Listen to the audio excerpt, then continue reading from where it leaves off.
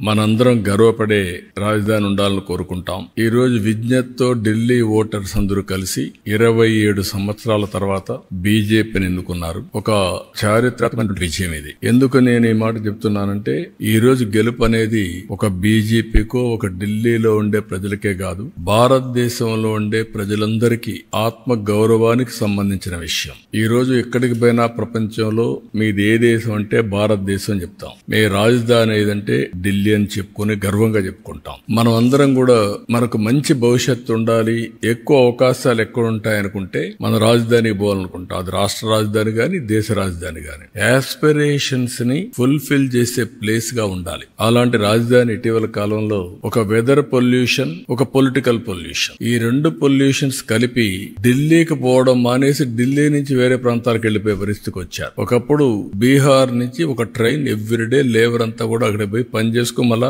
Evening Delhi నుంచి బీహార్కి వెళ్ళేవాడు. ఇప్పుడు బీహార్ నుంచి ఢిల్లీకి రావడంలా పరిపాలన అంటే ఎట్లుంటుందంటే ఒక్కొక్కసారి పరిస్థితులన్నీ కూడా తారుమారయ్యే పరిస్థితులు వస్తుంది. దానికి ఉదాహరణ ఢిల్లీ. అయితే ఇక్కడ ఏ మోడల్ వర్కౌట్ అవుతుంది భారతదేశంలో అనుకుంటే, ప్రపంచంలో ఎక్కడ గానీ భారతదేశంలో గానీ పీపుల్స్ ఫస్ట్, ఒక సస్టైనబుల్ మోడల్ క్రియేట్ చేయాల్సిన అవసరం ఉంది. అదే నరేంద్ర మోడీ ఒక సస్టైనబుల్ మోడల్ ని క్రియేట్ చేస్తున్నాడు. ఆయన్ని మనస్ఫూర్తిగా అభినందిస్తున్నాం. ఈ రోజు ఢిల్లీలో గెలుపు కూడా ప్రధానమంత్రి నరేంద్ర మోడీ గారిపై నుండే నమ్మకం. ఆ నమ్మకంతో ఢిల్లీ ప్రజలు నరేంద్ర మోడీ గారి నాయకత్వాన్ని బలపరిచారు.